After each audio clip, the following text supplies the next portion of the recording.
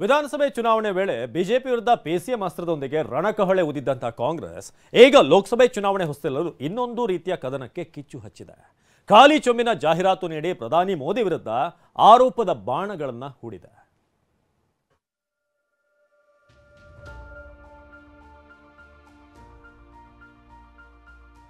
ಮಾನ ಮರ್ಯಾದೆ ಅನ್ನೋ ಕಾಂಗ್ರೆಸ್ ಪಕ್ಷದವ್ರಿಗೆ ಸರ್ಕಾರದವ್ರಿಗಿದ್ರೆ ಅವ್ರೇನ್ ಸಾಧನೆ ಮಾಡಿದ್ದಾರೆ ಅನ್ನೋದನ್ನ ಹೇಳ್ಬೇಕು.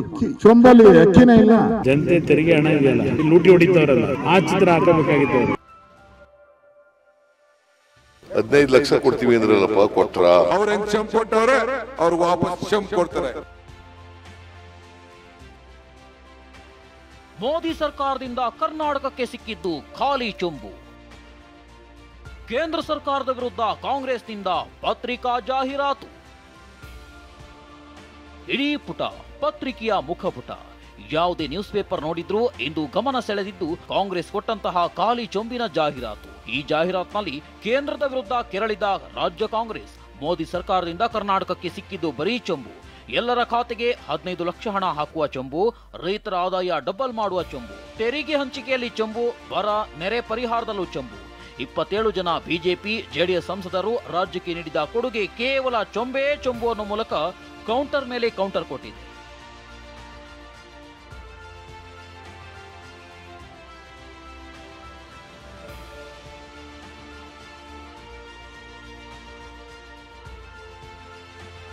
ಖಾಲಿ ಚೊಂಬು ಜಾಹೀರಾತು ಕೆರಳಿದ ವಿಜಯೇಂದ್ರ ಮತ್ತು ಅಶೋಕ್.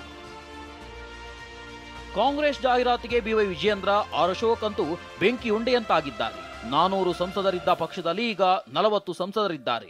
ಜನರು ಇವರಿಗೆ ಚೊಂಬು ಕೊಟ್ಟಿದ್ದಾರೆ ಅಂತ ವಿಜಯೇಂದ್ರ ಹೇಳಿದ್ರೆ, ಚೊಂಬಿನಲ್ಲಿ ಅಕ್ಕಿಯೇ ಇಲ್ಲ ಅಂತ ಆರ್ ಅಶೋಕ್ ಕಾಲೆಳೆದಿದ್ದಾರೆ.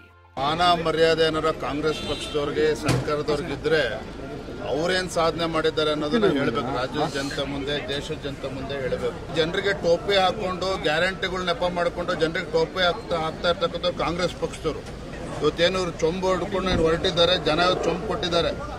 ಏನು ಇಡೀ ದೇಶದಲ್ಲಿ 400ಕ್ಕೂ ಹೆಚ್ಚು ಸಂಸದರು ಗೆದ್ದಿದ್ರು ಒಂದು ಸಂದರ್ಭದಲ್ಲಿ ಕಾಂಗ್ರೆಸ್ ಪಕ್ಷ. ಇವತ್ತು 40ಕ್ಕೆ ಇಳಿದಿದ್ದಾರೆ ಅಂತ ಹೇಳಿದ್ರೆ ಜನ ಇವರಿಗೆ ಮಂಗಳಾರತಿ ಎತ್ತದ್ರಿಂದಲೇ ಇವತ್ತು ಈ ಪರಿಸ್ಥಿತಿ ಕಾಂಗ್ರೆಸ್ ಪಕ್ಷಕ್ಕೆ ಬಂದಿರತಕ್ಕಂಥದ್ದು. 10 ಕೆಜಿ ಅಕ್ಕಿ ಕೊಡ್ತೀರಿ ಅಂದ್ರಿ, ಚೊಂಬ 1 ಕೆಜಿನೂ ಕೊಡ್ಲಿಲ್ಲಲ್ಲ. 10 ಕೆಜಿ ಅಕ್ಕಿ, ಚೊಂಬಲಿ ಅಕ್ಕಿನೇ ಇಲ್ಲ, ಚೊಂಬ್ ಖಾಲಿ ಆಗ್ಬಿಟ್ಟಿದಲ್ಲ.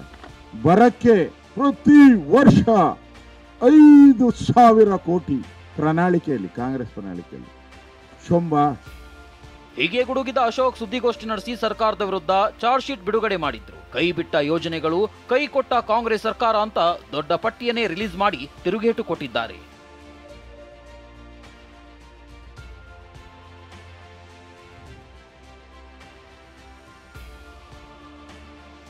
ಕಾಂಗ್ರೆಸ್ ಜಾಹೀರಾತಿಗೆ ಮಾಜಿ ಸಿಎಂ ಕುಮಾರಸ್ವಾಮಿ ಸಹ ಕೆಂಡಾಮಂಡಲರಾದ್ರು. ಕಾಂಗ್ರೆಸ್ ನಾಯಕರು ಚೊಂಬನ ತೋರಿಸುವ ಬದಲು ತೆರಿಗೆ ರೂಪದಲ್ಲಿ ಲೂಟಿ ಹೊಡೆಯುವ ಚಿತ್ರ ತೋರಿಸಬೇಕಿತ್ತು ಅಂತ ಕಾಲೆಳೆದಿದ್ದಾರೆ.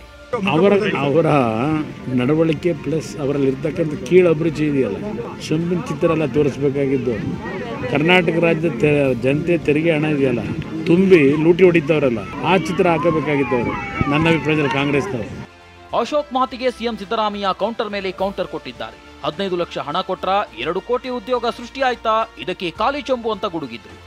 ಅವ್ರಿಗೆ ಅಶೋಕನ್ ಕೇಳಿ 15 ಲಕ್ಷ ಕೊಡ್ತೀವಿ ಅಂದ್ರಲ್ಲಪ್ಪ, ಕೊಟ್ರ? 2 ಕೋಟಿ ಉದ್ಯೋಗ ಸೃಷ್ಟಿ ಮಾಡ್ತೀವಿ ಅಂದ್ರಲ್ಲ, ಮಾಡಿದ್ರ? ರೈತರ ಆದಾಯ ದುಪ್ಪಟ್ಟು ಮಾಡ್ತೀವಿ ಅಂದ್ರಲ್ಲ, ಮಾಡಿದ್ರ? ಅಚ್ಚೇ ದಿನ ಬರ್ತದೆ ಅಂತ ಹೇಳಿದ್ರು, ಬತ್ತಾ?